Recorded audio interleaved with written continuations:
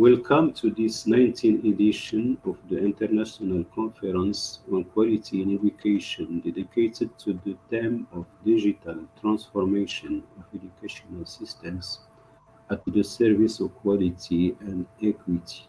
I am pleased in this closing session to welcome Dr. Nomita Sharma. Good evening, Professor Dr. Sharma. Good evening, sir. Good evening, everybody. So, hello, everybody. Okay. I Our have first thoroughly enjoyed. speakers, our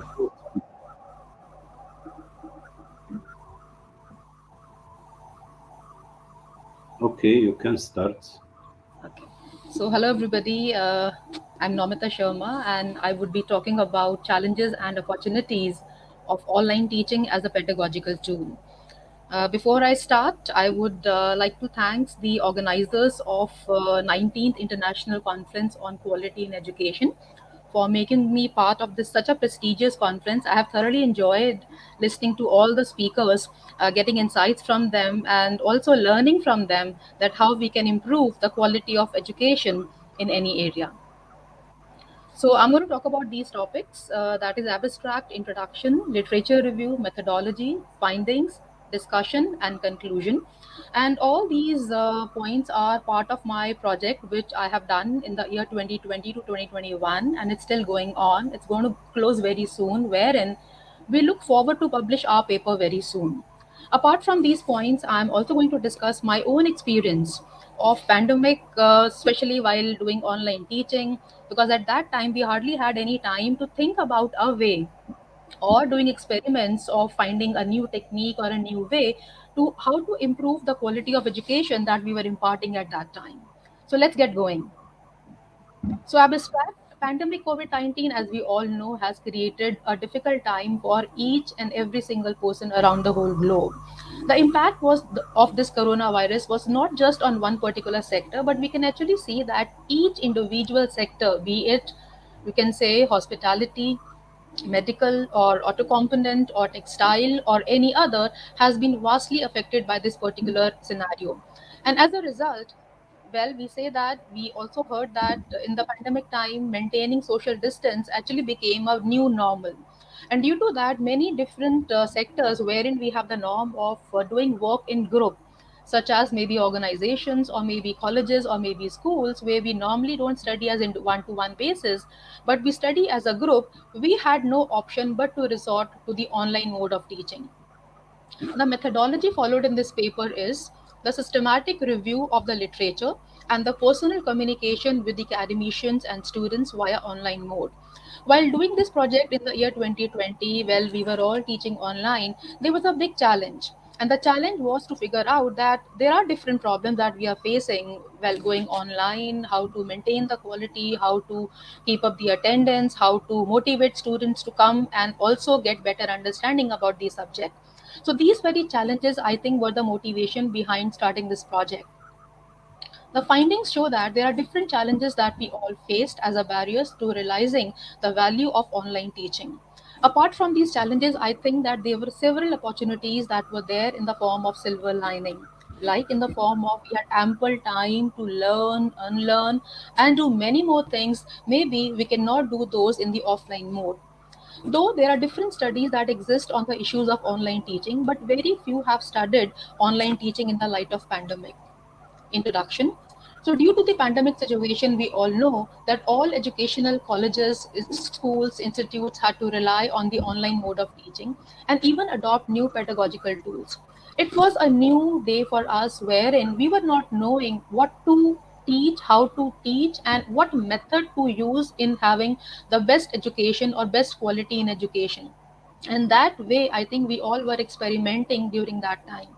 Though online teaching was in practice in the past, where working professionals or anyone can upgrade their knowledge and avail benefits of online teaching, and we've seen that people have been using this online mode of teaching or learning for upgrading their qualifications and having more degrees. But I think pandemic in a way imposed online teaching on us at different stages of lives, and it was imposed because we were never ready for that. Initially, I remember in March 2020 when we had the major form of pandemic starting in our country, we had a small lockdown, and we actually hope that this is going to go for 1 month and 2 months, and after 1 or 2 months we're going to go back to our colleges and have a normal life as we were having before pandemic. But 1 year passed, 2 years passed, and no, it was nowhere to go. So the paper has four sections. The first section introduces the topic, the second presents the literature review related to the study, the third section analyzes the challenges and opportunities of online teaching in the pandemic, and the last section concludes the paper with limitations, and it also shows different future implications of the study along with my own experience of a solution which I thought and I adopted during the pandemic. Literature review. The pandemic coronavirus, as we all know, has affected the global economies to a great extent. We never knew that the social distancing will become a new norm, and we have no option but to follow it. And this was directed to restrict the spread of the disease, and it has resulted in partial closure of organizations. We also saw that when in July 2020, to some extent, when the pandemic was contained, many organizations, many different associations opened up. But that was only for a few months. Again in November, we had to again close, and it has been going on like that since then. And now maybe it has improved a lot, wherein we have been continuing in the offline mode since Feb 2022. Learning through online mode relies on the application of internet for educational purpose, and we have to agree on this fact that the quality of internet and connectivity of internet is not same across the globe. Talking about the different geographical areas, or maybe rural or urban, we can actually see a major difference with respect to the internet quality. The existing new normal due to pandemic has forced all the stakeholders, including teachers, students, to adopt online academic practices, whether they like it or they don't like it. Initially, I remember when it was only there for a few weeks, many teachers were not ready to teach online. In fact, many students were also hoping that we're going to go back to college and now there is no need to study through online mode. But when it continued for a very long time, they saw that there is no option but to go through the online mode. Due to this increase in online teaching, teachers had a need to upgrade their skills to align with the new normal. I remember many teachers during that time were not knowing how to even operate a computer. They were not aware about the different platforms, different applications that are there to conduct online teaching. So they upgraded themselves. Faculties need to be skilled at communication abilities to communicate as well, because when it comes to online teaching, communication is not same as offline teaching, because in offline we get the feedback from our students there and then. From their verbal and non-verbal feedback, we can easily change our style of teaching to ensure that the quality of education is the best in the class. But in the online teaching, it was very difficult to get the feedback there and then, and also ascertain whether what we are teaching, whether people are getting that or not. So there was a need for a specific skill for online teaching to get the best output in this scenario.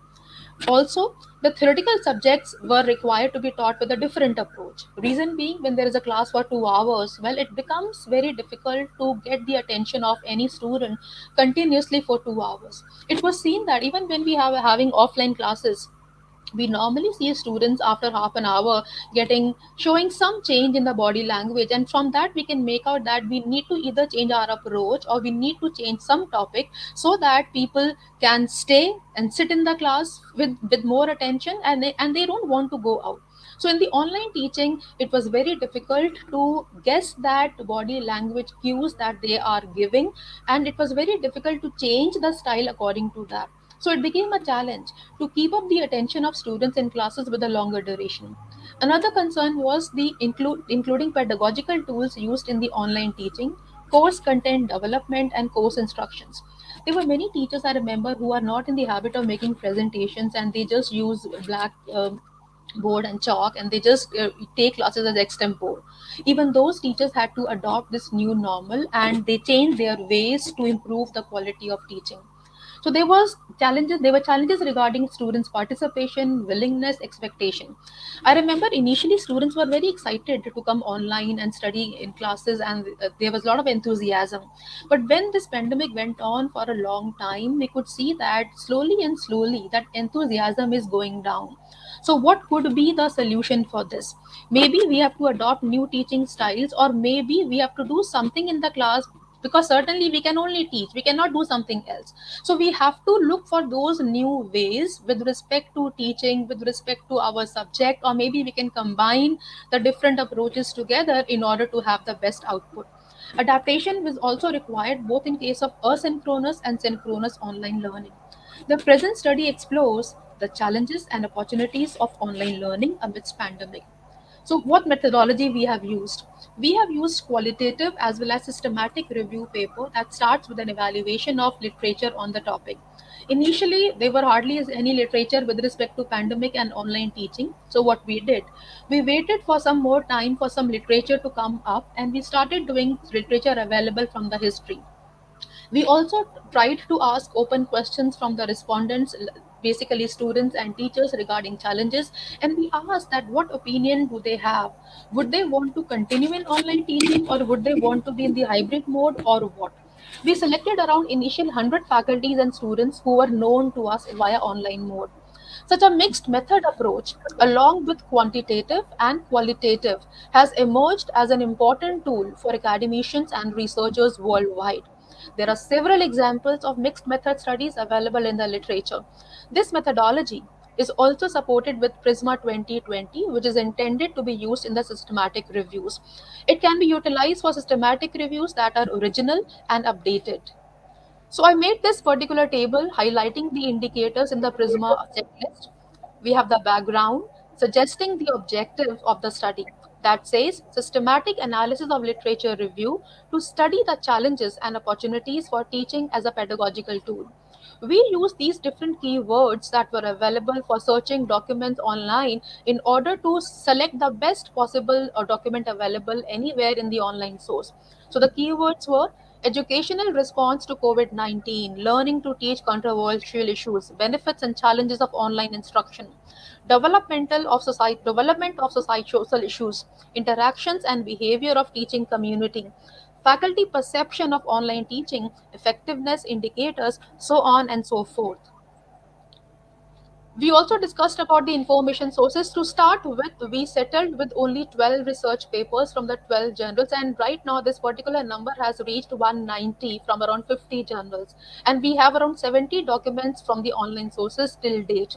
The risk of bias was that the study does not highlight individual cases and includes the online sources only. At that time, initially, we could not meet people face to face, but now, when the offline mode has started, now we are talking to people to understand the opinion in a better manner. The informal interaction was with very few stakeholders initially, such as students and teachers. The mixed method approach is supported by Prisma 2020. So initially the documents were total 19. There were challenges and opportunities as a result that was analyzed in terms of difficulty in paying attention, making topics more clear, opportunities such as flexibility of skilling, ease of learning, better time utilization. The result provides a very clear cut direction for future research on developing a framework that can provide potential answers to the challenges, because we don't know. Because when the first pandemic happened in 2020, we were not expecting it to happen. We were happy, and I remember we were having this autumn break was there at that time, and we were just hoping to go to college next day. But in the on Sunday, the one day before, we just got this news that lockdown is there and now we cannot go. So the life became actually very uncertain at that time. So I think in future we need to be ready for these uncertainties, and the preparation has to start from today. There was a lot of limitations with respect to the study that we did. It is limited by secondary analysis, though some primary survey was done, but it was not done through the formal manner. Now we are planning to formalize it with proper sample selection and doing some statistical analysis also on that. The study of challenges and opportunities of online teaching as a pedagogical tool for teaching, we have all realized, is so important that it can strongly influence learning journey of individuals. We never knew that online mediums could be such a strong medium to become the most knowledgeable person on this planet Earth. It is so important to be prepared for such changes amidst pandemic environment and adopt new pedagogical tools for teaching. So I made this flow chart also of methodology showing the flow of activities that we did in order to come to 19 documents initially. So we started out with 12 journals. From 100 journals, we selected 12, 88 were excluded. They were not covering articles related to topic, and also we know that online not many journals were available covering topics related to this particular area. So we came down to the articles which were duplicate, we removed them, 180 articles were selected. We also analyzed the titles, abstract, 80 were remaining.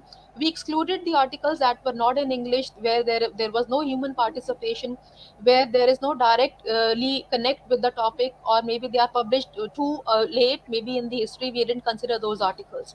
So total 68 articles were excluded.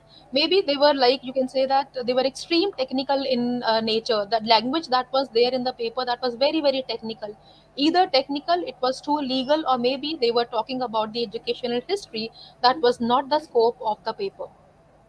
So these were the findings broadly categorized into two main categories: challenges and opportunities. So we all know that teaching through online medium requires thorough planning and extensive design of course material. And all teachers, let me just say that all teachers are not always ready to up to date with the proper planning and with the proper extensive design of a course material initially.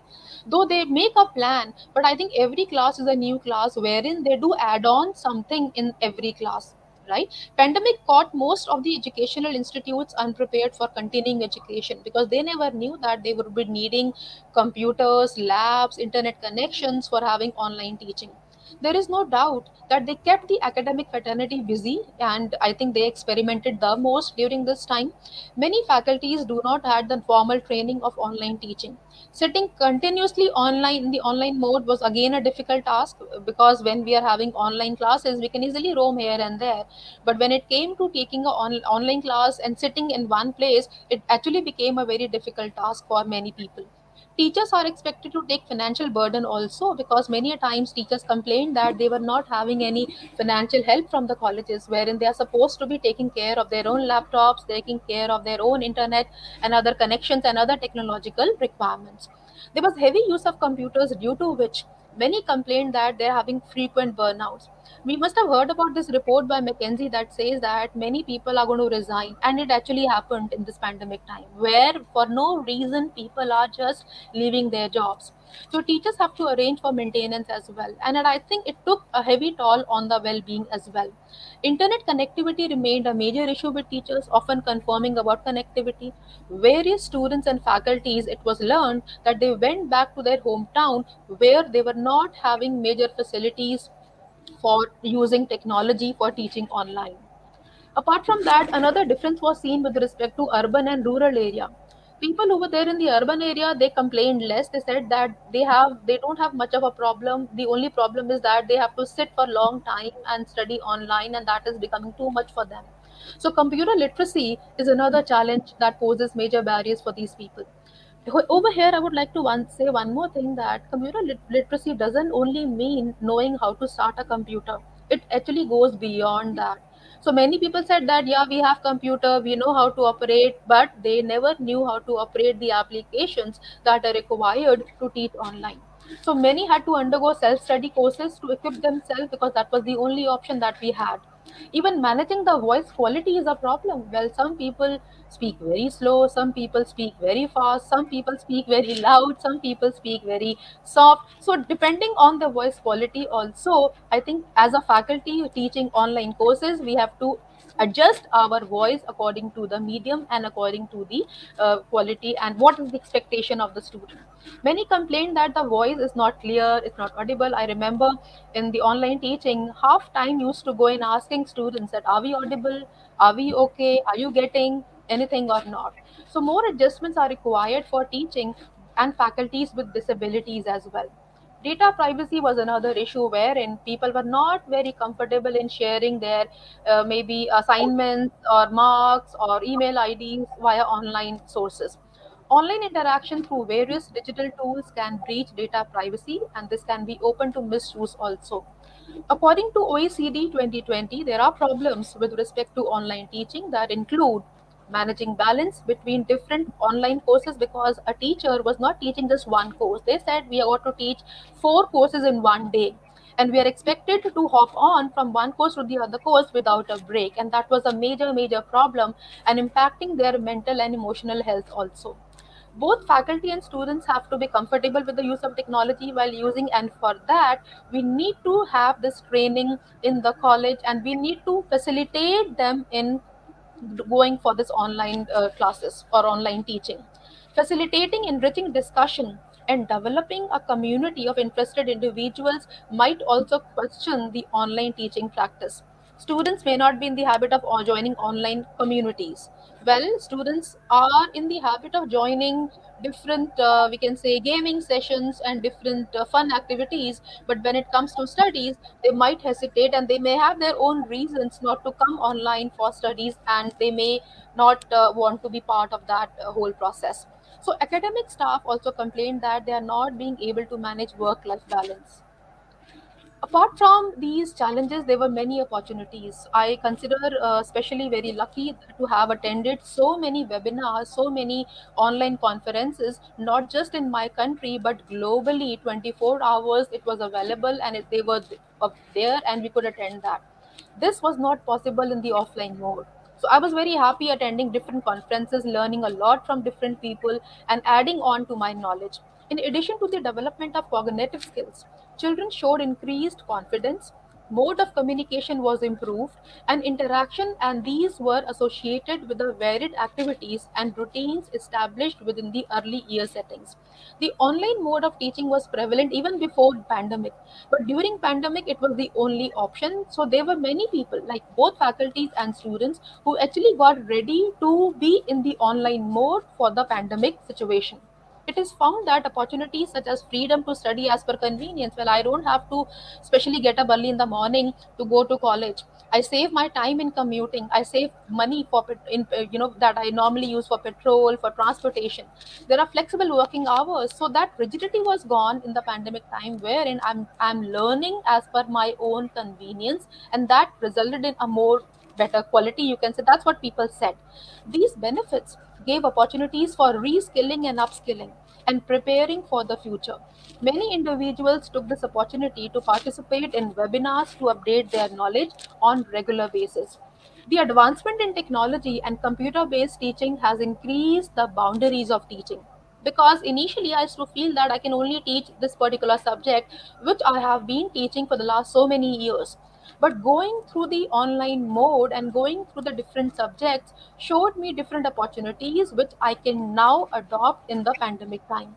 It is well recognized that performance of the online teaching rests more with the nature and way of online teaching. Because let me tell you, I think our students are hungry for knowledge. They just want to have more knowledge. And it depends on what we feed them and how we feed them. If we feed them the right thing and in the right way, I'm very sure it is going to add on to the quality of education in that scenario.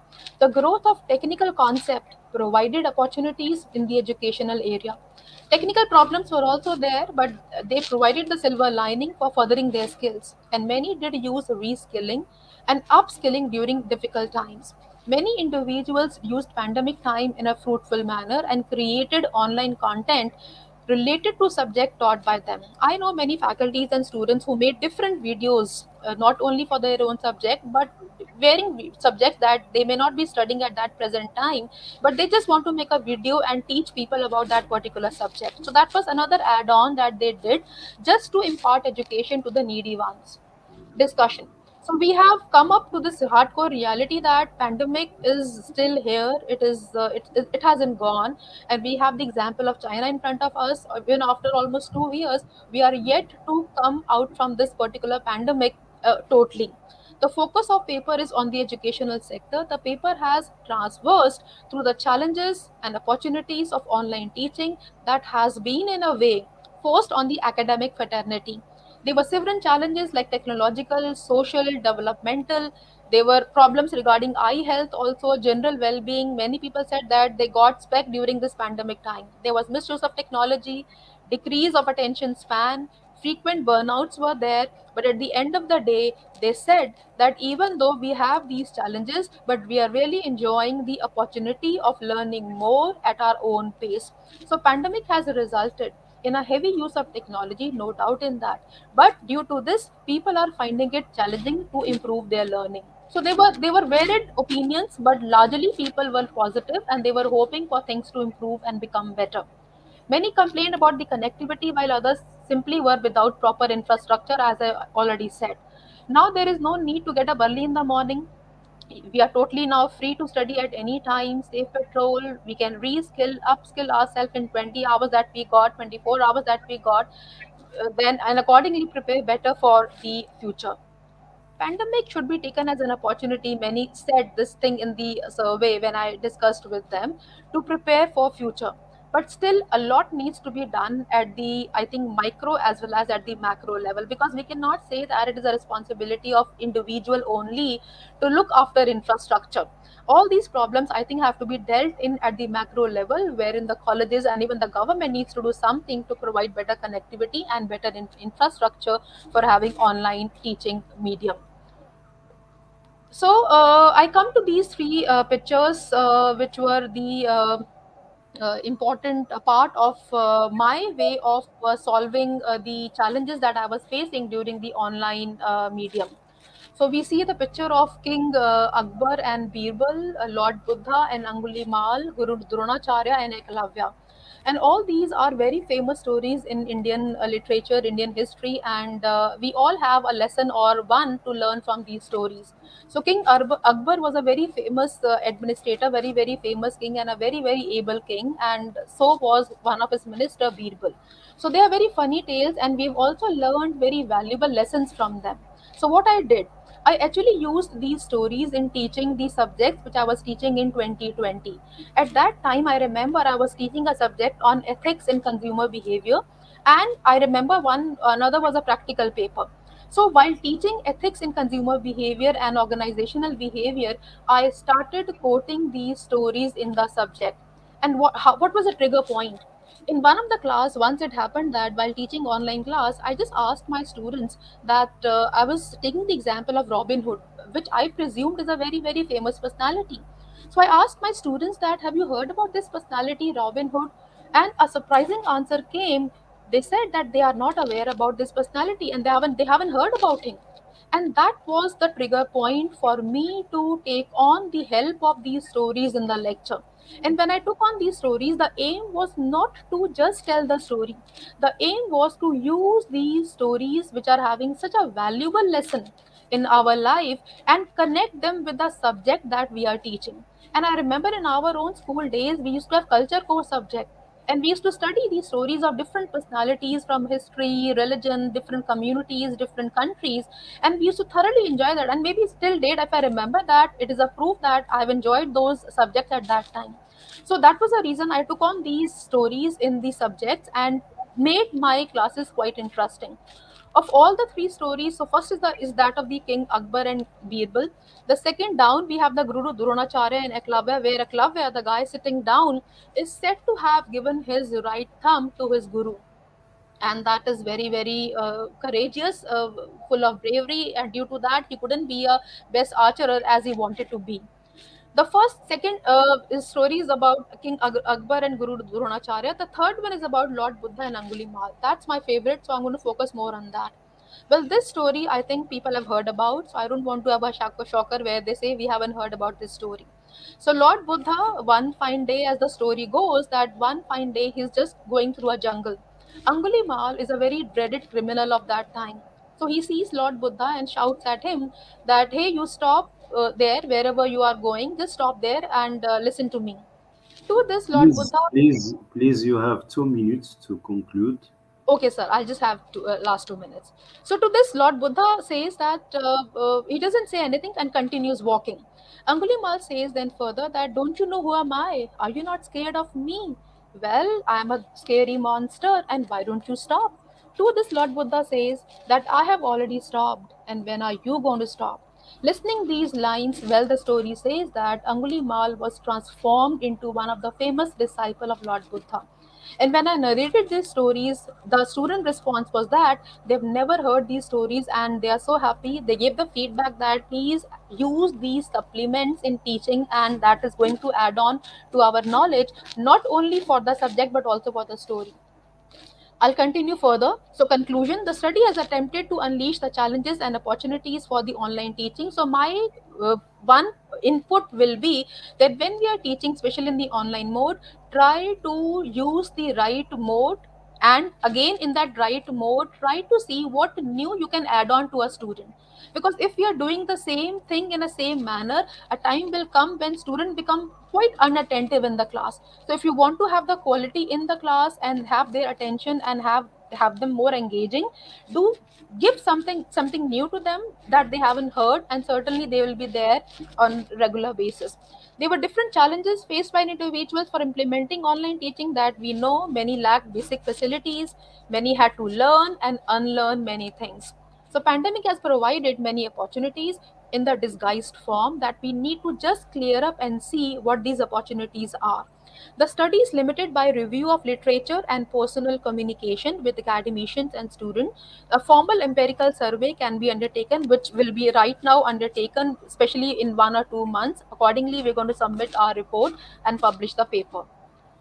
So these are some of the references which I've used in my paper. I've not shown all, I've just shown 5 over here, but certainly there are 50 or 60, and we're going to complete the references very soon for the publication purpose also.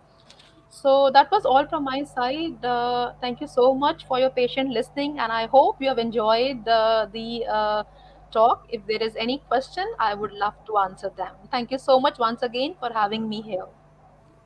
Thank you so much, Dr. Nomita Sharma, for your interesting presentation, which shows different challenges that act as barriers to realizing the value of online teaching in the light of pandemic.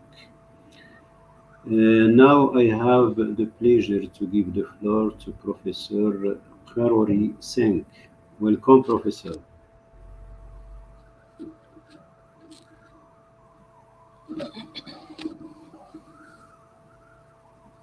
I don't have provision for sharing the slides. Will you be able to share, or myself should share the slides?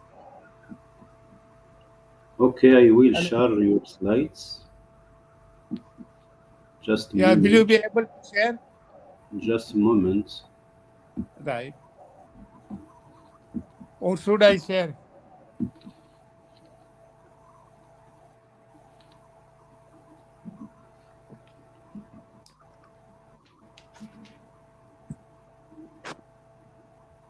It's ready now. Yeah, it's visible, sir. Thank you very much, Professor Naji, for providing me this opportunity. For last 2 days, we have been discussing about the teaching, learning, assessment, and all the presentations are highly informative, and some of them have also attempted to conceptualize and theorize the prevalent reality of teaching and learning. But if we take up the higher education, teaching, learning, and assessment is a very limited component of the higher education. The main component of higher education is uh, research and innovation. So, of course, it is important to have a learning, teaching, and then assessment process, and we should have some kind of innovative aspect in that. But what for education we have? We have education for the society, to make a better society. If we take up the SDGs, 17 SDGs, only one goal is education. But for all the 7 SDGs, we need education. So education has a larger purpose, not merely teaching, learning, and evaluation. So I had a different direction, the beyond digitalization. Digitalization is the one component. What is that beyond digitalization? If we take up the South Asian reality, in South Asia, the leaders of freedom struggle had an approach that the colonial education system in Indian subcontinent was just to legitimize the colonial interest. It was not emancipatory. So they developed a approach, what we call the uh, revivalist approach and reconstructionist strategy. So after the independence, it was expected that that approach will be reflected in the education system in the post-colonial South Asia. So the governments in successive governments in the post-colonial South Asia appointed large number of committees, commissions. Just after independence, Radhakrishnan Commission was appointed. Then thereafter, Kothari Commission. Then the new education policy, and recently new education policy has also been announced.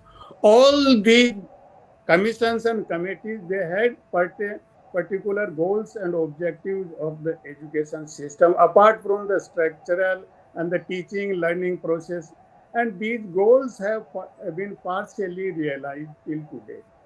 So all the commission and committees devised the education system and restructured the education system, which almost failed to achieve the goals and objectives set before them.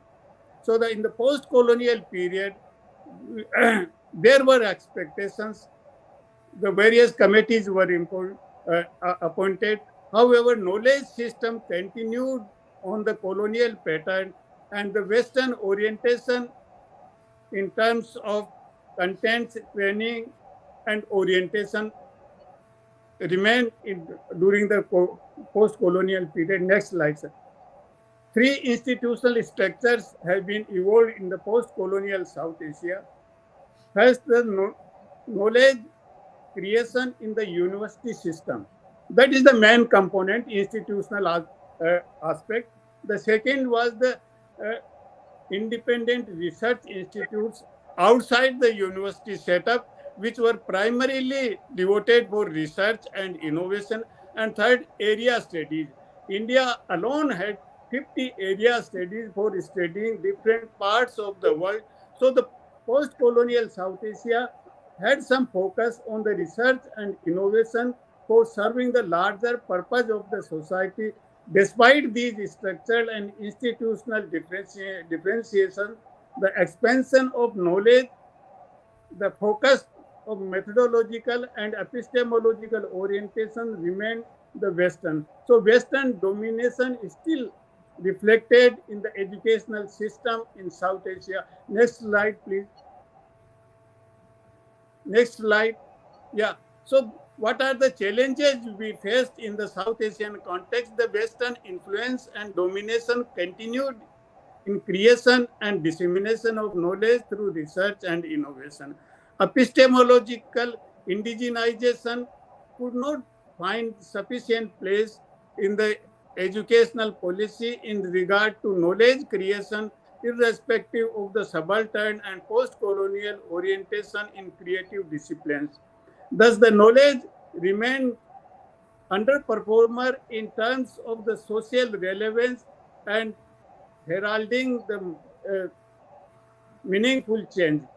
I mean, when we talk of the quality and equity in the education, that is the main objective, but the education system remain underperformer in terms of generating equity and quality, as a result of which continuing crisis in knowledge creation, exercise, and unrest in social practice is reflected in the South Asian society. Next slide, please. So the new education policy was initiated in 2020. It took nearly 4 years in its preparation process. Wider consultation took place. It's the broad-based policy, but still there are certain problems in this policy itself. Despite the widely publicized, broad-based, and more comprehensive, the technological driven and wider use of ICT digitalization, while emphasizing a hybrid model of teaching learning. So this education policy is also emphasize the technology-driven teaching and learning process. Then the epistemological envisages institutional restructuring. The new education policy, that is the 2020 policy, envisages the institutional restructuring, merging certain institutions and developing new institutions, reorganizing the financing agencies and regulatory mechanism. All these efforts have been made in this education policy. Then the primary focus on teaching learning along with creating infrastructure for research and innovation. It is not directly focused on research and innovation. Primary focus had been on teaching and learning, but attempt has been made to create infrastructure for research and innovation so that India can make greater contribution in research and innovation. It envisages future faster expansion and quality amidst the technology-driven technology divide. Because in Indian society, the technology divide is there. The technology enabled education cannot generate equality. Rather, it is generating inequality in the Indian society because the remote areas are not enabled technologically. So the digitalization is not helping the learners in the remote areas. Then the envisages multiple exit points, dual degree, joint degree, and twinning programs. So it had some certain innovative programs in the degree providing, but in terms of research and innovation, little space has been given to innovate new things and new kind of knowledge. An important role of private sector and foreign educational institutions has been envisaged because there are certain provisions where there can be collaborative activities. Foreign institutions can get involved in the Indian situation. So then the little focus on indigenization of higher education, the long-standing place since the national freedom struggle. There's hardly any provision for indigenization of the higher education. And you may ask what type of indigenization we are expecting. That can be explained in terms of the epistemological indigenization. And the leaders of freedom struggle envisage that there must be some indigenous character of the knowledge generation, and that component is lacking in the new education policy. No provision for South Asian educational integration and cultural inclusiveness. Though India has a neighborhood first policy, but there is no provision for the South Asian inclusiveness and the component of South Asian integration, educational integration. Then there are two different epistemologies, indigenous and Western epistemologies. How can we, because there is no polarity between these two epistemologies. Of course, there are certain kind of political movements that the Western civilization, Western epistemology is different from the Oriental epistemology. They are not exclusive, but there must be some kind of convergence of both the epistemology to serve the humanity and posterity. I would like to skip this table because on the several bases like approach, the difference in approach, difference in the view of social reality, the unit of study, then the methods, emphasis, goals. And next slide. Next slide, please. Then the danger of deviation in both the epistemologies, guarding against the deviation. Then the both the epistemologies have some kind of reductionism. Ultimately, I suggest there must be convergence of both the epistemologies, which can be more useful. Next slide. Then India should herald higher education in South Asia. The universities of the South Asian countries must be given preference in collaboration program, dual degree, joint degree, and the twinning programs which have been envisaged in the new education policy 2020. So these countries must be given preferences because the South Asian countries are smaller, relatively weaker, whereas India is the larger country, preeminent country in the South Asian context, having adequate infrastructure. So there must be some preference on collaboration with the South Asian universities. Then the students and research scholars of South Asian countries must be treated at par with Indian students in Indian university in terms of fee structure, etc. Because for foreign students, the fee structure is very high, different, the admission process is different. So I would like to say that there must be some kind of equal treatment with Indian students for the students coming from the South Asian countries. Then recently India has proposed one open access resource policy that is under consideration and evolving for last 2 decades. Ultimately, it has been culminated into one nation, one subscription of the research, publications, journals, books, etc. So this one nation, one subscription is most will be operational from 1st April 2023. So the one in this one nation, one subscription, it must be expanded to the South Asian countries for the capacity building as part of the neighborhood first policy. So I would like to suggest that the one nation, one subscription exercise and the policy must be expanded to the South Asian countries as India being the stronger country and having its own policy, neighborhood first policy. So India must help these smaller South Asian countries. India has a capacity infrastructure to herald the process of harmonizing, harnessing, and harvesting the benefits of research and innovation in the South Asian countries. So India has that capacity, and this capacity must be extended to the South Asian countries. It is the sure way to South Asian educational integration and cultural inclusiveness. If India pursues these kind of policies, if India adopts these kind of measures, definitely it will lead to the South Asian educational integration and cultural inclusiveness. Next slide, please. Now, an overview. As an overview, I would like to suggest that the objectives, contents, and goals of knowledge must be redefined in consonance with the epistemological convergence for inclusive and harmony generating knowledge based on Oriental wisdom. Because Western knowledge structure, Oriental wisdom must be harmonized, and that can be the most useful for the human existence.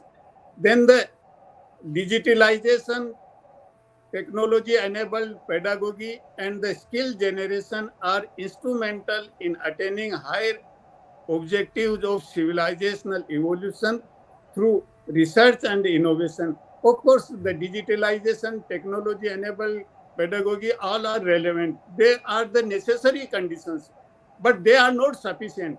Ultimately, we shall have to think about the civilizational evolution through the research and innovation, and wherein we should consider the digitalization and the digital transformation as an instrument, not a goal in itself. Our goal is different.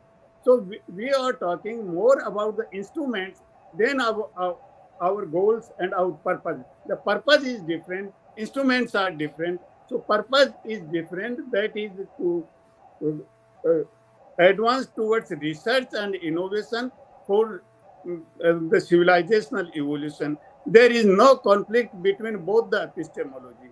They are in convergence and mutually strengthening to generate universalized knowledge for serving humanity and posterity, and thereby ensuring peaceful, prosperous, and harmonious society. So both the epistemology since the ancient period, there is Oriental epistemology of knowledge generation, knowledge creation, and the Western epistemology. They must be converged, and the convergence can be more fruitful, more meaningful for the human existence.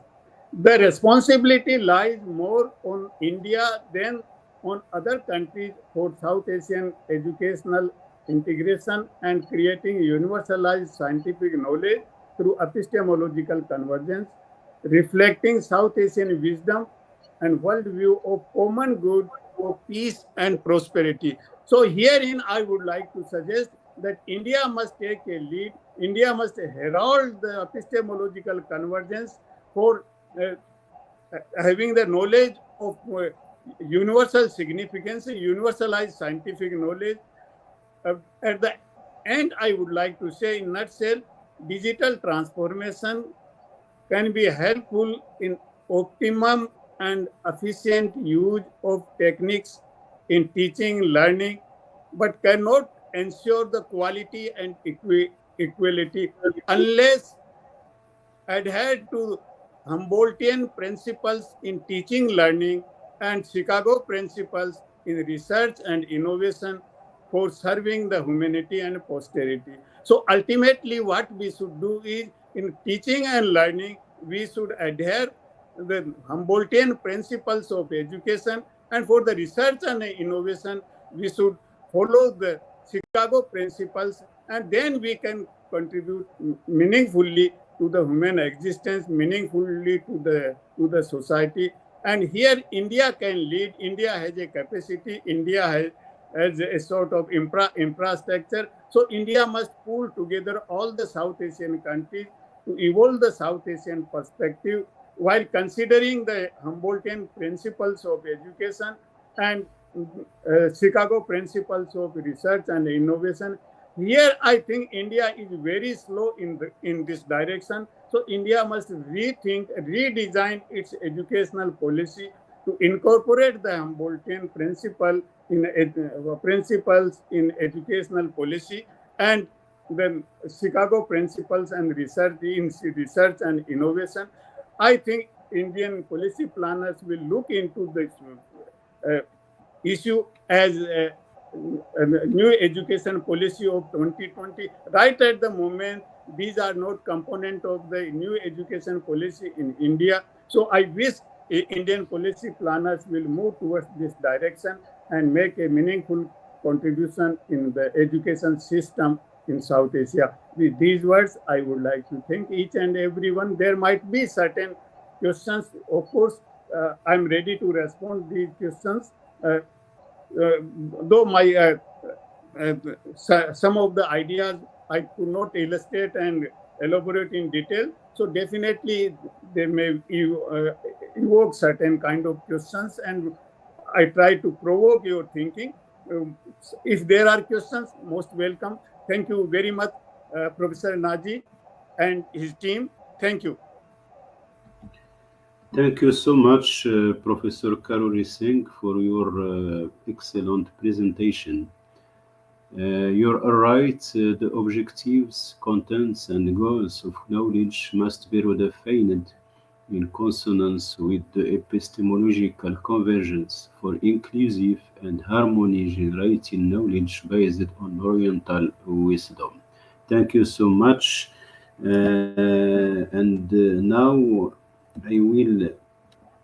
I have the pleasure to give the floor to Professor Abderrahim Melih from Morocco, who will speak in French.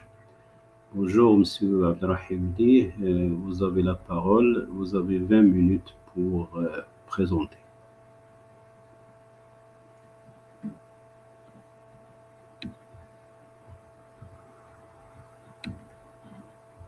Merci d'activer le micro.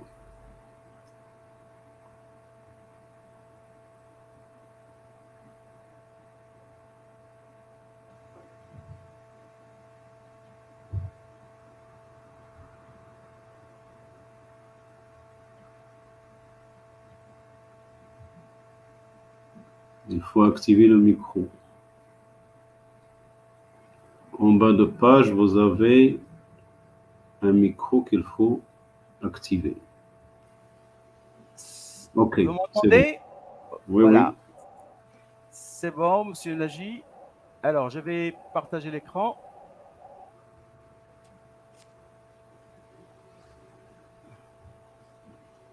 Est-ce que c'est bon, les partages? Pas encore. Alors, est-ce que je ne vois pas le... Non.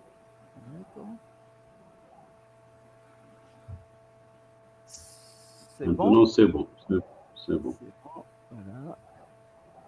Voilà. Merci, Sénaji. Donc, j'ai le grand plaisir de participer à ce congrès d'Amakin 2022 qui a pour thème la transformation digitale des systèmes éducatifs au service de la qualité et de l'équité. Donc, mon thème porte sur les impacts sur le processus d'apprentissage, l'impact apporté par l'intelligence artificielle. Donc, je vais traiter ce thème à travers 6 points. Donc, je vais commencer par définir le périmètre de l'intelligence artificielle et ses implications psychosociales. Ensuite, je parle du rôle de l'intelligence artificielle pour le développement de l'environnement et des situations d'apprentissage. Ensuite, le rôle de l'intelligence artificielle pour le renforcement et ou l'affaiblissement des capacités de l'enseignant. Le rôle de l'intelligence artificielle pour le renforcement et ou l'affaiblissement des capacités de l'apprenant. Ensuite, je vais parler de la nécessité de la réingénierie des méthodes pédagogiques à l'ère de l'intelligence artificielle. Et enfin, je vais terminer par aborder les dangers induits par l'intelligence artificielle dans le domaine de l'éducation. Alors, concernant le périmètre de l'intelligence artificielle et ses implications psychosociales, il serait intéressant de commencer par définir ce qu'on entend par l'intelligence artificielle, donner une définition, sachant qu'aujourd'hui, il y a plusieurs définitions, mais on peut quand même retenir celle de M. Yang, qui définit l'intelligence artificielle comme tout système spécifique à un domaine utilisant des techniques d'apprentissage automatique pour prendre des décisions rationnelles concernant des tâches non déterministes. Cette définition met l'accent sur 2 éléments clés de l'intelligence artificielle, à savoir la capacité des machines aujourd'hui à mettre en œuvre un ensemble de techniques d'apprentissage automatique et d'un autre côté, leur capacité de prendre des décisions rationnelles.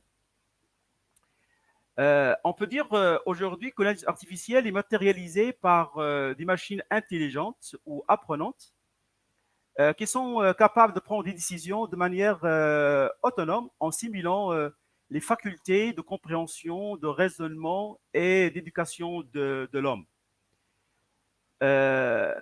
Alors là, il convient de signaler que l'intelligence artificielle vise à simuler les facultés d'éducation de l'homme et c'est un point en relation très étroite avec le sujet qu'on est en train de traiter maintenant, qui est en relation avec le sujet de mon intervention.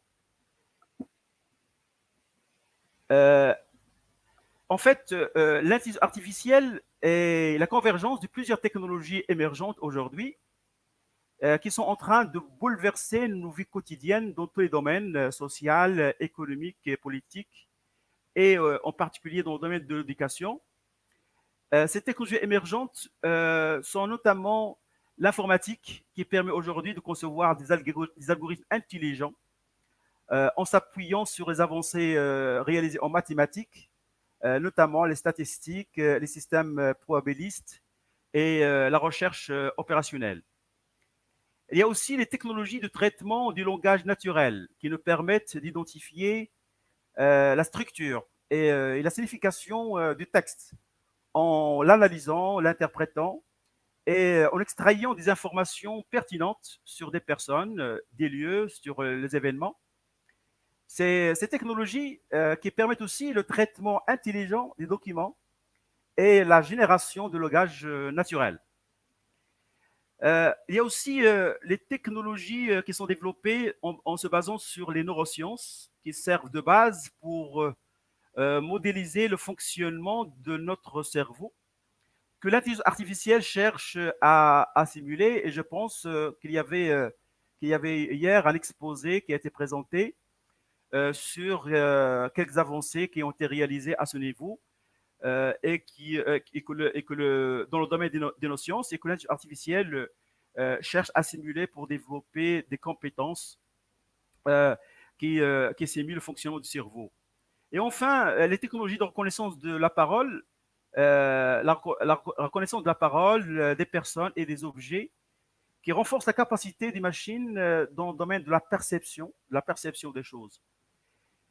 Ces technologies permettent en fait de doter ces machines, les machines aujourd'hui, les ordinateurs et les puces intelligents et les différents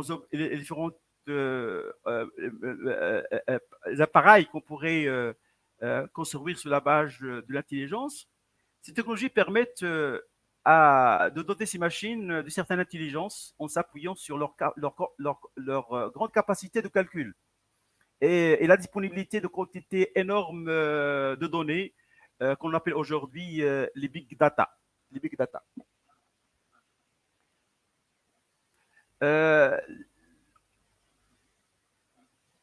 Les différentes parties prenantes du système éducatif, alors qu'on est en train de parler de la relation entre l'intelligence artificielle et l'éducation, les différentes parties prenantes du système, des systèmes éducatifs de manière générale, notamment l'école, les enseignants, les parents et plus particulièrement les élèves, sont aujourd'hui impactés dans leur mission éducative par l'intelligence artificielle et surtout dans le futur, ils seront très impactés par cette intelligence artificielle.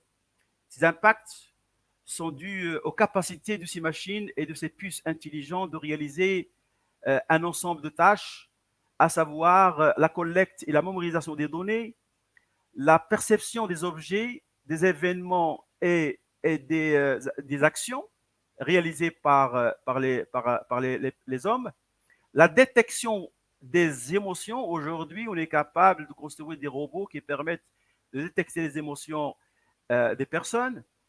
La production du règle du fonctionnement, donc l'une des particularités de l'intelligence artificielle, c'est qu'elle peut produire elle-même ses propres règles de fonctionnement en se basant sur leur processus d'apprentissage et ensuite l'automatisation des tâches et le traitement et la prise de décision. Alors aujourd'hui, ces impacts sont dus de ces machines à réaliser cet ensemble de tâches de manière autonome. Et on peut aujourd'hui parler d'acteurs artificiels intelligents, ce que j'appelle les acteurs artificiels intelligents, plutôt que de parler d'agents intelligents. Auparavant, dans les années passées, jusqu'à aujourd'hui, on parle d'agents intelligents. Moi, je parle d'acteurs artificiels intelligents. Ces acteurs sont aujourd'hui omniprésents et pourront être encore plus omniprésents dans les différents lieux éducatifs, à l'intérieur comme à l'extérieur de l'école et de l'université. Cela pose la question des limites de l'intelligence artificielle par rapport à l'intelligence humaine et aussi la concurrence entre l'intelligence artificielle et l'intelligence humaine et aussi la complémentarité qu'il peut y avoir entre les deux. Comment partager ces tâches-là? Comment partager ces tâches de collection et de mémorisation des données, ces tâches de perception, de détection des émotions, de production des règles, d'automatisation, etc. Ces 6 tâches, comment elles doivent être partagées entre l'homme et la machine intelligente. Cela pose la question des limites par rapport à l'intelligence humaine et où il peut aller. C'est une question aujourd'hui qui est posée et à laquelle on n'a pas encore de réponse claire. En fait, la prise de décision et l'automatisation des tâches par ces acteurs intelligents auront des implications psychosociales très importantes. Elles vont changer les conditions de travail. elles vont changer même la nature des activités professionnelles qui seront impactées par l'intelligence artificielle. La même chose au niveau des services de sécurité, de santé, au niveau de l'éducation, le bien-être de l'enseignant. Parce qu'aujourd'hui, si l'enseignant va réaliser, conduire sa mission en présence d'un autre acteur, c'est l'acteur artificiel intelligent, on va changer complètement la nature des situations d'apprentissage. Donc, ces changements auront un impact au niveau des élèves, au niveau de leur soutien scolaire, au niveau de leur processus d'apprentissage. Ces impacts pourront être soit positifs, soit négatifs. Soit on va améliorer les choses, soit les choses vont être détériorées. Alors, la question fondamentale qui se pose donc pour l'intelligence artificielle aujourd'hui et pour demain, et on est en train de faire une analyse prospective, est-ce que la machine peut penser dans sa relation avec les éléments de son environnement, voire avec soi-même? Question de conscience. Alors, cette question pose le problème suivant. Est-ce qu'on est capable de construire une machine apprenante et pensante qui décide en toute autonomie?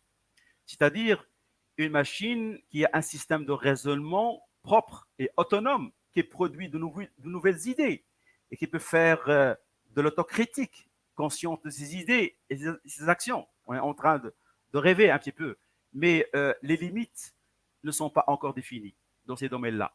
Ce sont des questionnements de nature technique, économique, anthropologique, sociologique et psychologique.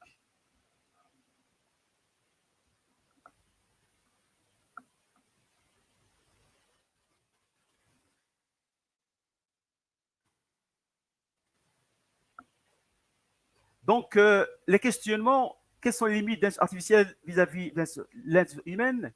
Quel est le degré qu'on pourrait donner à l'autonomie de l'intelligence artificielle et qu'on pourrait contrôler et qu'on pourrait réguler? Comment partager les rôles entre l'enseignant et les acteurs intelligents?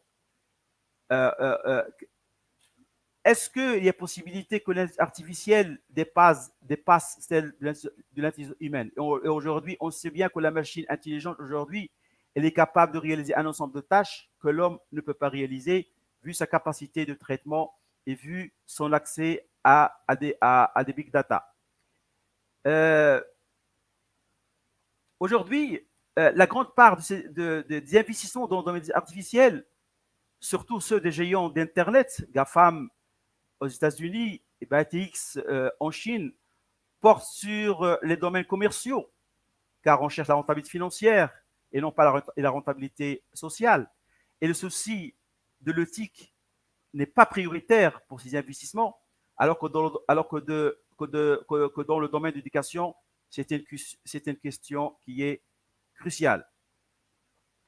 Comment encourager et assurer dans le domaine de l'éducation l'équilibre entre les investissements, les objectifs commerciaux et la question d'éthique? On devra trouver rapidement des réponses à ces questions à l'ère de l'intelligence artificielle qui se développe à un rythme très accéléré et on risque de ne pas maîtriser son évolution.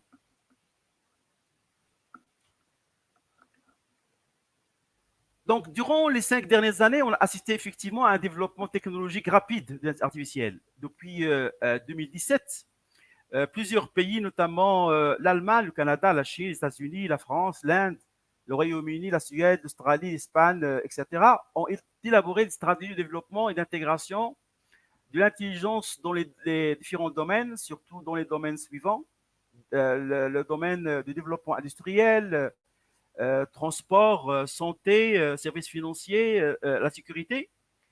Et malgré son importance majeure, peu de pays ont identifié l'éducation comme secteur prioritaire dans leur stratégie, alors que les avancées technologiques en intelligence artificielle sont en train de bouleverser nos pratiques d'enseignement et d'apprentissage. Donc cela exige de concevoir de nouveaux modèles pédagogiques où l'intelligence jouerait un rôle primordial au service de l'élève et de l'enseignant, prenant en compte les spécificités des contextes éducatifs.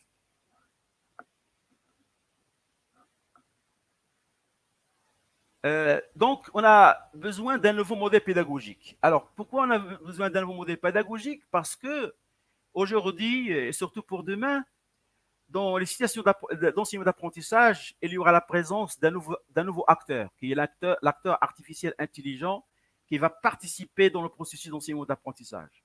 Un nouveau modèle pédagogique qui définit de nouvelles relations avec le savoir et avec les différentes parties prenantes gérées par les différents acteurs, en particulier l'enseignant et l'acteur intelligent.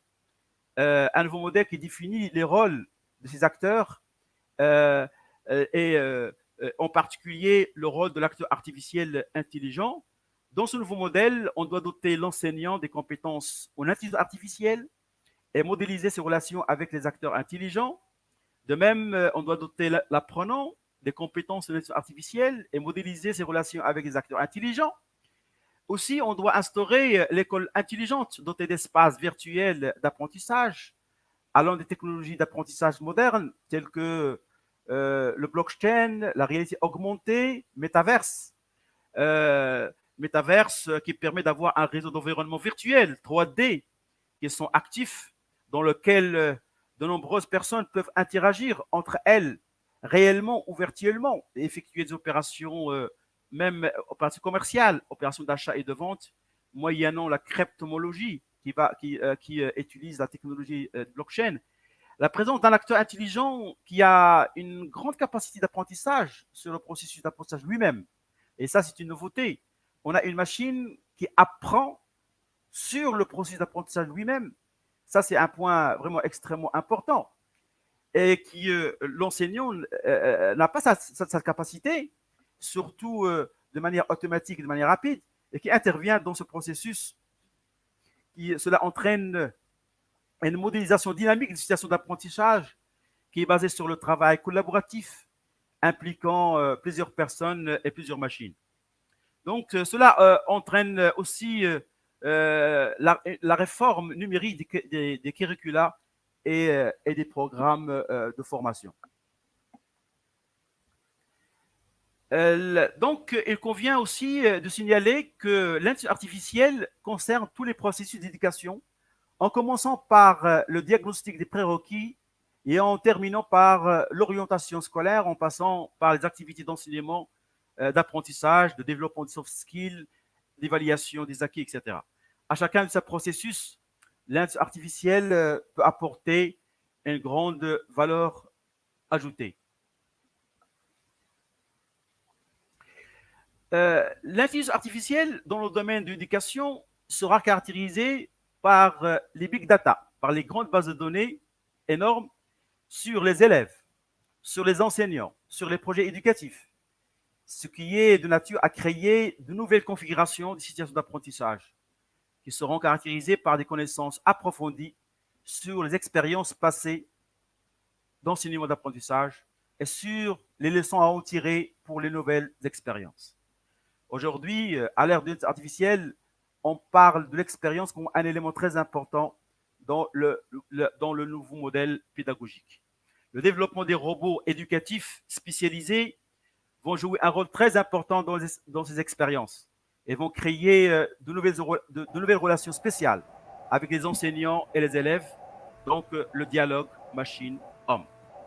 Grâce à ces nouvelles capacités, notamment en traitement de langage naturel, l'intelligence artificielle interviendra en coproduction des contenus et des programmes éducatifs. Donc l'intelligence artificielle va participer à produire des contenus et des programmes éducatifs et va participer dans le processus d'enseignement. Donc on parle de co-enseignement, co-évaluation en présence des acteurs artificiels intelligents, et il permet aussi de contribuer à personnaliser les parcours d'apprentissage et d'aider les élèves et les étudiants à faire de la co-apprentissage. Alors, évidemment, on a tendance à parler des grands avantages artificiels, mais il ne faut pas oublier aussi que l'intelligence artificielle a beaucoup d'inconvénients et a besoin d'être contrôlée, d'être régulée. On a besoin de législation au niveau national et international qui permet de définir les limites de cette intelligence artificielle et qui permettent de tirer des profits de cette intelligence artificielle et d'éviter ses désavantages et ses dangers. Côté positif, il peut renforcer les capacités des différentes parties prenantes dans le processus d'enseignement et d'apprentissage, notamment celles des enseignants et des élèves. Alors pour l'enseignant, l'intelligence artificielle peut renforcer ses capacités à travers la collecte des données, la mise à disposition d'une quantité importante de données et d'informations et de connaissances sur les élèves, que ce soit en classe, que ce soit à l'extérieur. En classe, l'intelligence artificielle pourrait détecter même les signes expressifs des élèves et d'informer de manière en temps réel l'enseignant pour qu'il puisse s'adapter aux différentes situations d'apprentissage. La même chose, l'intelligence artificielle pourrait enregistrer les traces d'apprentissage qui seront au service de l'apprenant. L'intelligence artificielle peut apporter sa puissance d'analyse et le temps de réponse rapide pour que l'enseignant puisse aussi s'adapter et s'adapter dans ses activités d'enseignement. Et aussi, ça lui permet de se libérer des tâches répétitives qui seront réalisées par cette intelligence artificielle et sont consacrées aux activités les plus stimulantes en classe ou bien à l'extérieur.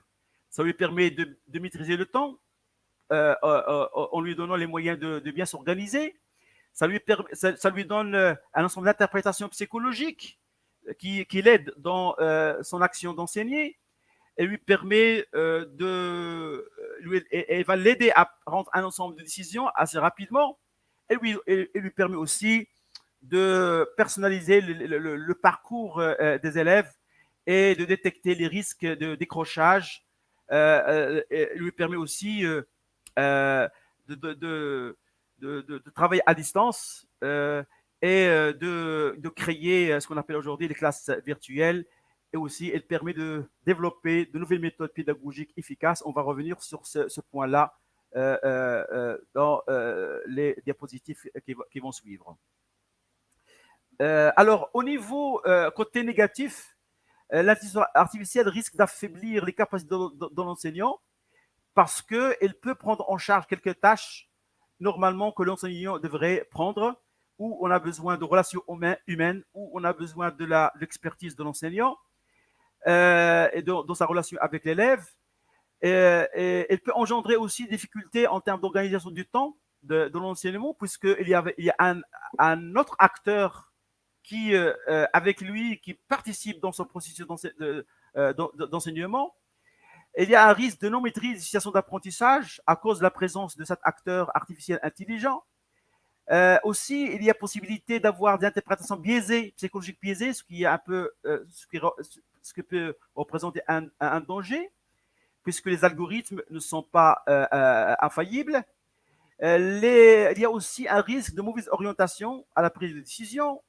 Il y a un risque d'avoir une mauvaise coopération entre l'intelligence artificielle et l'intelligence humaine à travers ces acteurs, et les risques sur les données personnelles qui seront gérées par l'intelligence artificielle et risquent d'être utilisées de manière non éthique. Et puis, il y a l'évolution technologique très rapide qui pourrait nous amener à ne pas maîtriser cette intelligence artificielle. Merci d'essayer de conclure dans 2 minutes, s'il vous plaît, M. Oli. Très bien.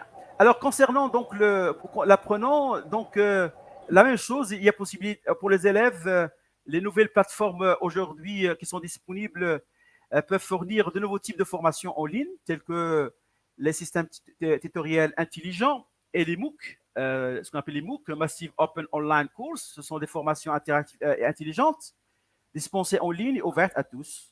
Il est aujourd'hui possible d'accéder à des savoirs délivrés par les plus prestigieuses universités et centres de formation à travers le monde. Il y a aussi possibilité pour les élèves et les étudiants de profiter de ces plateformes qui permettent d'accéder rapidement à des contenus numériques diversifiés et de qualité dans les différents domaines scientifiques, de renforcer leurs capacités par l'auto-apprentissage et le co-apprentissage à travers le travail collaboratif avec les autres apprenants, particulièrement dans le domaine des langues et de matières scientifiques. À ce niveau-là, la traduction automatique jouera un rôle très important. Le rythme d'apprentissage sera accéléré. L'intelligence artificielle va offrir de nouveaux horizons en ce qui concerne l'évaluation des acquis et aussi de nouvelles approches pédagogiques nées grâce à la présence d'acteurs artificiels intelligents. La même chose au niveau côté négatif, ça pourrait affaiblir leur capacité avec les risques qui pourraient engendrer, dont on a parlé en partie auparavant. Alors, concernant donc les derniers points pour conclure, la nécessité de faire de la réingénierie des méthodes pédagogiques. La problématique qui est posée aujourd'hui, c'est que les situations d'enseignement d'apprentissage, on a deux modèles avec la présence d'acteurs artificiels intelligents qui utilisent leur modèle. Alors, les systèmes tutoriels intelligents et les MOOC, dans leur conception, on adopte un modèle pédagogique. Donc, l'acteur artificiel intelligent, lorsqu'il intervient dans le processus d'enseignement d'apprentissage, il vient avec son modèle pédagogique, en plus du modèle pédagogique qui est adopté par l'enseignant. Donc, on a deux modèles pédagogiques qui cohabitent dans les situations d'apprentissage d'enseignement. Donc, aujourd'hui, on doit faire une réingénierie des méthodes pédagogiques et surtout pour demain, qui vise une performance basée sur l'incertitude, l'expérience et les méthodes probabilistes, en restant incertain sur l'effet des actions pédagogiques, en restant ouvert sur les résultats attendus, obtenus, et en recherchant de manière permanente des solutions innovantes aux nouvelles situations d'apprentissage. Ça, c'est le volet incertitude. Le volet expérience, on doit apprendre au fur et à mesure, selon l'évolution des données collectées par l'intelligence artificielle dans différentes situations rencontrées, dans les expériences passées. Et aussi, en termes d'expérience, il s'agit de mesurer le niveau de progrès vers la situation idéale souhaitée, plus que de rechercher un comportement d'apprentissage déterminé. Il s'agit aussi de privilégier les situations d'apprentissage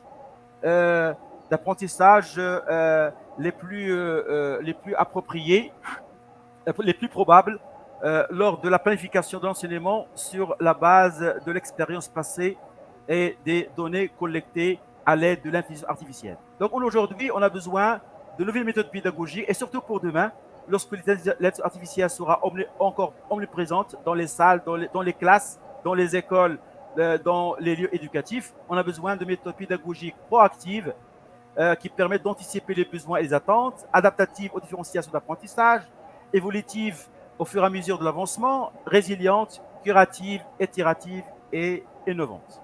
Alors, je termine en disant que d'habitude, ce sont les acteurs artificiels intelligents qui simulent la réflexion et le comportement humain. Alors maintenant, moi, je propose d'adopter une approche inverse, c'est-à-dire simuler le fonctionnement de l'intelligence artificielle, parce qu'aujourd'hui, en fait, les intelligences artificielles utilisent un ensemble de théories et de techniques qui pourraient apporter une valeur ajoutée aux nouvelles méthodes pédagogiques et qui permettent de servir de modèle pour les nouvelles méthodes pédagogiques. On peut par exemple s'inspirer de ce qu'on appelle aujourd'hui les algorithmes évolutionnaires qui se sont inspirés à leur tour de la théorie d'évolution de Darwin. L'inspiration de cet algorithme pourrait nous conduire dans nos pratiques pédagogiques à appliquer ce processus suivant. Exploration dynamique de solutions possibles dans des situations d'apprentissage qui permettent de combiner l'héritage à partir des anciennes solutions qui ont donné leurs preuves. Ensuite, on va évaluer de manière dynamique les situations d'apprentissage selon une fonction d'aptitude, c'est-à-dire est-ce que ces situations vont pouvoir être efficaces, et puis on va sélectionner les meilleures solutions. Ensuite, on va reproduire de nouvelles solutions héréditaires des anciennes solutions en fonction de l'évolution de l'environnement où l'intelligence artificielle va jouer un rôle très important dans la collecte et l'analyse et la disponibilité d'informations et des connaissances sur les élèves, sur l'école, sur les enseignants. Et enfin, on va itérer les étapes d'évaluation, sélection, reproduction jusqu'à un certain niveau de performance. Donc, c'est une méthode importante qui nous permet de faire une réingénierie des méthodes pédagogiques. Mais on doit éviter les dangers. Donc, l'intelligence artificielle a des dangers dans le domaine de l'éducation. il y a des billets il y a les billets du passé pour prévoir le futur. Donc, toujours, l'intelligence artificielle essaie de prévoir le futur, mais le futur n'est jamais connu. On se base sur le passé. Donc, il y a des billets à ce niveau-là. Il y a aussi difficulté d'intégrer dans les algorithmes d'intelligence artificielle les dimensions relationnelles, psychologiques, cognitives de l'éducation, les difficultés de donner du sens et de mobiliser les émotions. Il y a aussi les risques d'erreur liés qui pourraient avoir des conséquences dangereuses en ce qui concerne la formation des personnalités des apprenants, la manipulation de leur esprit et la discrimination, la margination des populations défavorisées et l'expérience de Facebook, de Cambridge Analytica ou la fuite des données de Facebook de 87 millions d'utilisateurs Facebook que la société Cambridge Analytica a commencé à exploiter à partir du début des années l'année 2014 et ces informations ont servi à influencer les intentions de vote en faveur d'hommes politiques qui ont retenu les services de Cambridge Analytica, en particulier pour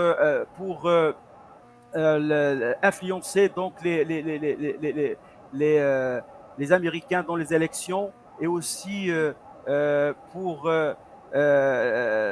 influencer le référendum qui a abouti au Brexit. On sait que donc il y a des dangers qui sont énormes et aussi la discrimination des femmes qui a été découverte par Amazon dans ses algorithmes intelligents et qu'il a abandonné par la suite. Donc il y a des dangers, des vrais dangers qui pourraient impacter donc le domaine de l'éducation. Il y a aussi le problème de transparence et de redevabilité en ce qui concerne donc la promotion de certains contenus nuisibles, l'analyse prédictive erronée du comportement des apprenants. On peut avoir aussi d'impact négatif sur le parcours scolaire en termes de difficultés scolaires, en termes d'abandon scolaire, d'orientation, etc. Voilà.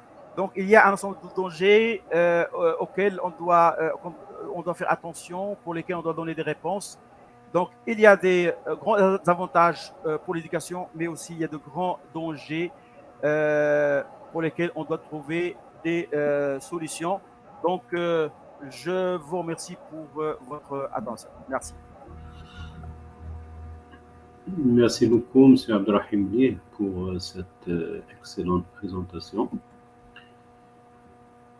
qui ouvre des perspectives prometteuses quant à l'amélioration de la qualité des apprentissages en se basant sur l'intelligence artificielle, mais en même temps, il pose des craintes et des dangers pour l'avenir sur le plan éthique et sur le plan émotionnel. Merci encore une fois. So ends this closing session of CIMQUSEF19. Because of the time, we haven't enough time to discuss your presentation. Sorry. Thank you all for your excellent contribution to our conference, and we hope we can welcome you at the next conference to be held in November 2023. Goodbye. Merci.